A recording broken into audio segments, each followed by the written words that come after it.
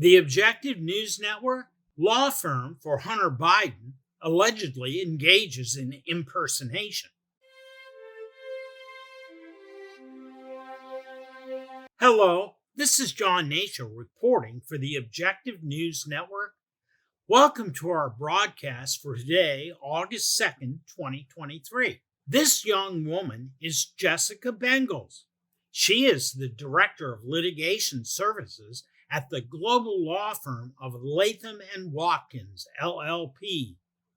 According to their webpage, Bengals provides, quote, detailed analysis of federal, state, and local rules of procedure and oversees the filing process to ensure compliance with all court requirements. She guides the litigation process from commencement to resolution, close quote. You see, Latham and Watkins, LLP, is representing Hunter Biden in pending legal matters now before this judge, Mary Ellen Noreika of the Federal District Court of Delaware.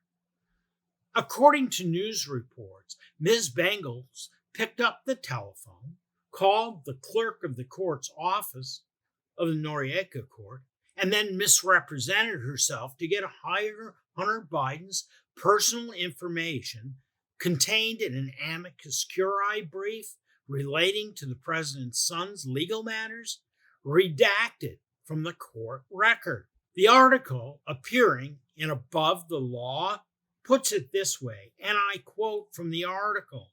According to the court's order, Bengals apparently misrepresented her identity and who she worked for in an attempt to improperly convince the clerk's office to remove the amicus materials from the docket.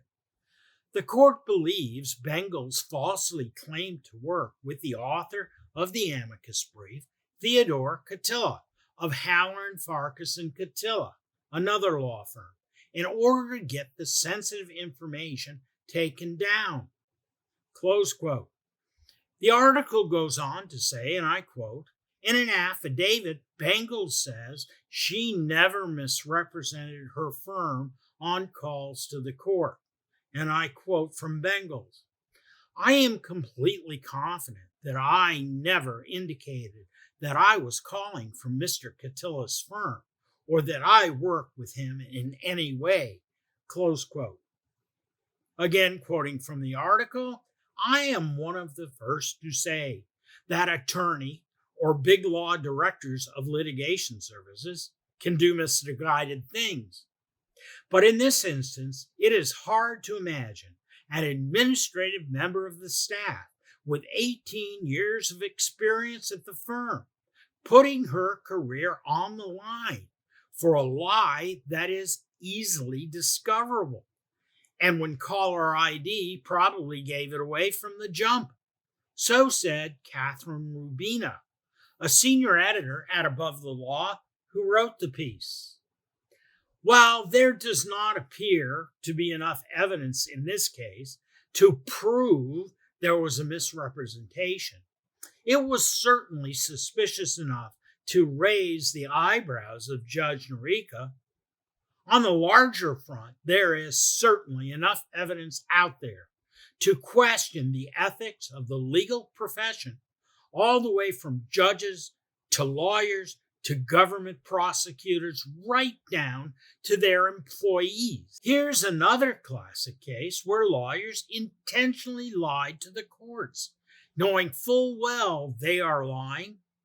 At the website of a nonprofit think tank called the Institute for Complexity Management, or ICM, there's an incredible 10-year research study that shows exactly how far judges, who are really just lawyers in robes, and lawyers are willing to go to lie to get exactly what they want.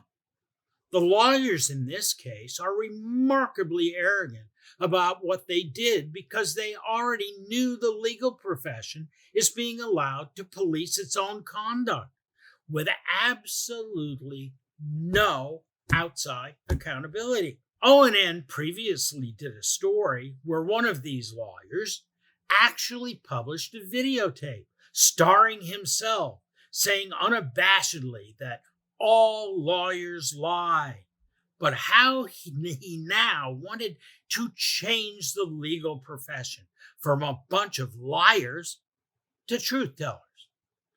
A real case of the kettle calling the pot black in the public eye.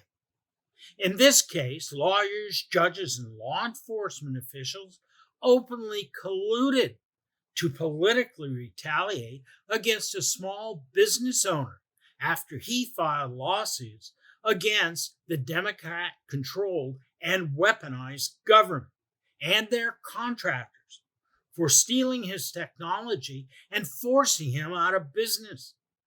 The Democrat-controlled government, including judges, lawyers, and law enforcement officials, quashed his legal cases because the individual involved was the father of this man, the conservative journalist who founded Project Veritas, James O'Keefe III, who now runs the O'Keefe Media Group.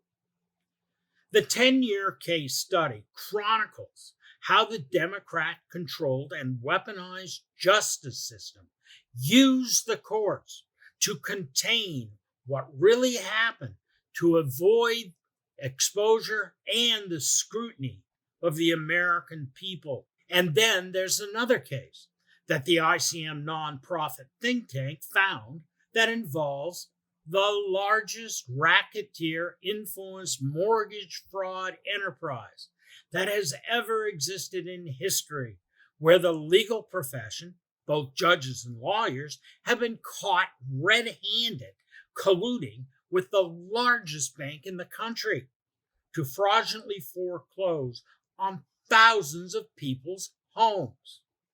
In this case, hundreds of judges, law firms, and corrupt lawyers knowingly allow the banks to use bogus mortgage notes to force homeowners to refinance at higher rates so that the banks can foreclose on the people's homes when they don't pay, when they can't pay, to make literally billions of dollars of illicit gain off the backs of totally innocent homeowners.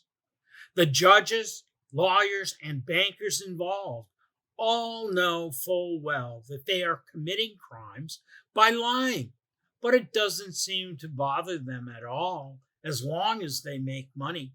Here's a copy of the Amicus Curiae brief that was just submitted by ICM to Judge Renee Bum of the Federal District Court of New Jersey, reporting to judicial authorities exactly what's really going on. You can find more information at the ICM website, whose URL is listed here. We think you will find the ICM brief both fascinating and eye-opening because it illuminates, for the very first time, the true extent and breadth of the decline of our judicial system and the entire legal profession, from lawyer politicians who write our laws to the lawyers who are allowed to practice law that later become judges, who are supposed to interpret the law but end up ignoring it, at least for the common man in America. From everything we can see, there is a total lack of ethical and moral conduct by far too many members of the legal profession, including the growing number of corrupt judges and crooked attorneys they allow to practice law in their courtrooms. It is what it is for August 2nd, 2023.